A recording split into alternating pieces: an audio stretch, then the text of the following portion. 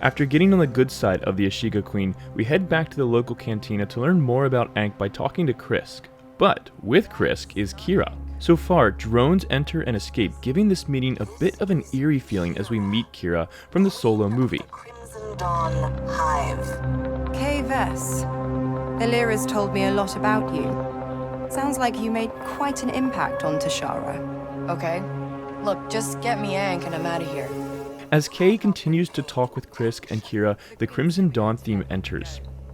She sold out the Ashiga to the Empire, and Ankh's weaponry is the reason the deal even exists. Only way to get her out? Put Krisk on the throne. Look, I'm not really into politics or taking down queens, and I definitely don't like people spying on me.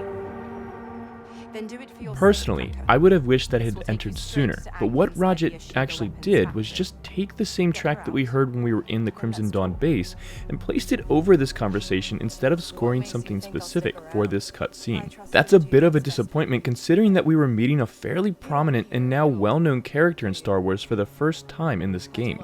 The fact that the music didn't do anything special for that moment made the entire exchange feel less important and a little awkward. But in reflection, this has been an issue for Roget throughout this game. Themes are sort of hidden, not well displayed when we meet characters, and first meetings never allow anything to stand out and therefore give importance to characters. Nobody feels unique from a musical standpoint. I would have expected the Crimson Dawn theme the moment that Kira's name is said by Krisk. It took too long to enter and lost its impact because of this.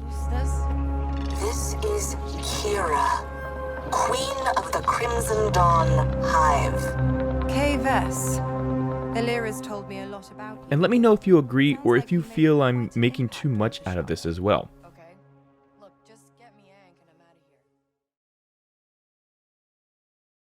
here. Kira convinces us to break out Ankh so that we can hire her, but in doing this, we'll be undermining the Ashiga Queen. But that's politics for you. Look, I'm not really into politics. So next, we're off to the Ashiga Factory where Ankh is being held captive. After taking an awkward speeder ride, we find our way inside. The music remains low and soft as we return to our typical sneaking. Come, we will investigate.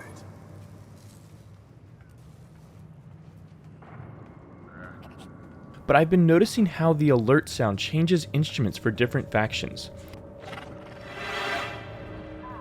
What used to be brass is now using string swells. As we begin getting into fights as well and the music picks up, a theme emerges that actually surprised me because it sounds very similar to the Imperial theme. I wouldn't mind, except the Imperial theme is one of only a few main themes that we actually have in this game. So for something very similar to occur with the Ashiga clan, this makes no sense.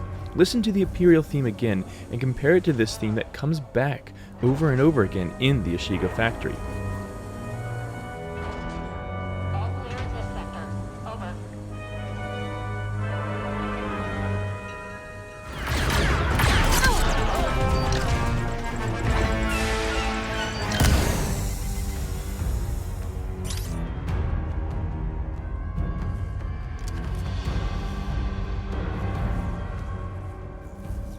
Roget clearly could have made a further effort to diversify these themes, and I'm not really sure why we have another theme right now to begin with. This is still the Ashiga. We should still be hearing the theme that we heard when we saw the Queen and the Ashiga just a little bit ago. It seems like Roget is abandoning the concept of a leitmotif here and just creating new themes and tracks for different areas, which will do nothing to help our understanding of the narrative. I've enjoyed what he's done up to this point mostly, but this just confused me. Otherwise, we get the standard heist beats underneath and more string swells for the majority of this mission.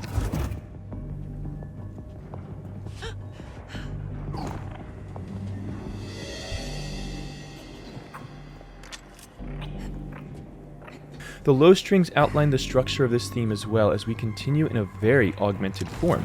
Jalen better be right about Ankh. Don't want to get mixed up in this for nothing. What do you see?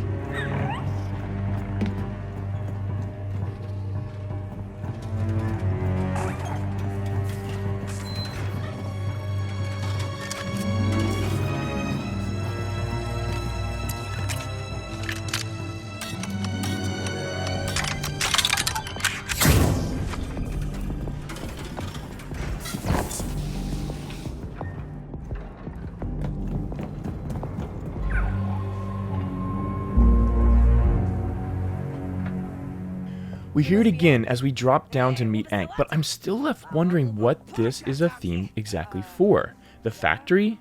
The Ashiga? Ankh? In any case, it returns in other voices from there, like the glockenspiel and the flute, before returning to the low strings.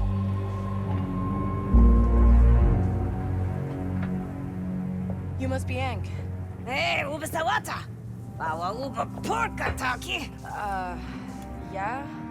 I'm Kves. I'm putting together a crew. Rimagula titaki, kid. I'm working with Jalen Brax. Hilta. Oh, puno dutoki. Kira jama uba jagrind. No. Meneki. Uba anji skocha tonka ja Ashiga Queen sapawa bonko. What? Diventa tagrabo huha crispotita uva wata. Just slow down a second. Hey, kid. Uba venta tatinka haba Gigi sabola talif no lia auto. G dupishado. Damindia uba dupishado. Criff. No atinka matino lia japulipa. Stut bolo graba sa jeje, Niki. G hilta wata puno tonga jeslit. Dana G sabola wata ta. Not really. Ganja. Uba babana, kid. The music picks up as Ankh starts blowing things up. Quick flurries in the flute and strings gives way to the male choir singing this new theme as well.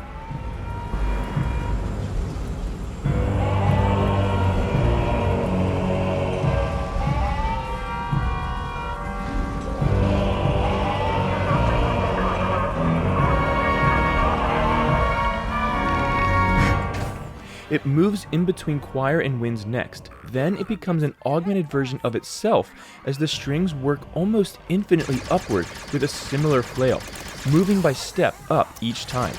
Roget made this theme feel very important and rather epic with the use of the male choir and orchestra bells. But as prominent as Roget has made this theme, I really do wish that I knew who it was for. Okay, not bad.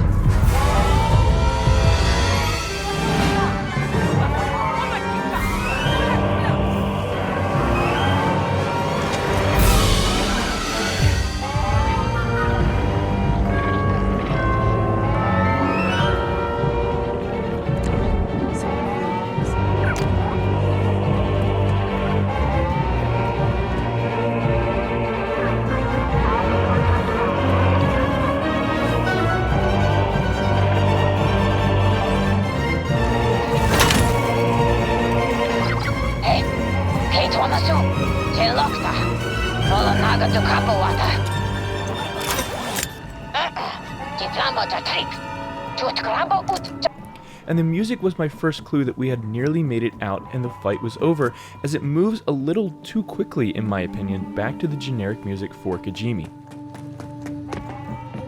Diventa.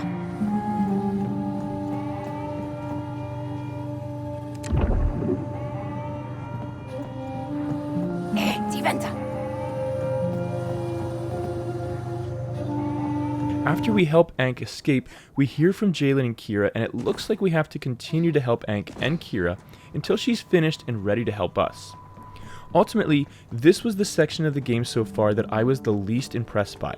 Not only are we ignoring the Crimson Dawn theme that was established in the Solo: A Star Wars Story movie, which is an unfortunate pattern that continues occurring in Star Wars of ignoring the work of composers who have come before, but this new theme seems unnecessary and doesn't seem to fit with anyone or anything specific yet. If it were for the Ashiga, then why wouldn't we have heard it earlier, like when we first met the Ashiga Queen? But I absolutely would love to know what all of you think. I'm breaking the game down as I play it, similar to how I would watch a weekly TV show, so there are elements that may make more sense to me as I release later videos for further missions. What did you think of this section of the game? Is the generic heist music getting stale for you? And what was this theme for? The Ashiga? If so, did you feel that it was too similar to the Imperial theme like me? Tell me in the comments below what you think, and consider checking out my Patreon page using the link in the description, where you can help support this channel for as little as $1 a month, or download PDFs and MP3s of projects as I complete them, along with other perks at higher tiers. Please don't forget to like this video and subscribe to learn more about the music of a galaxy far, far away, and as always, may the be with you.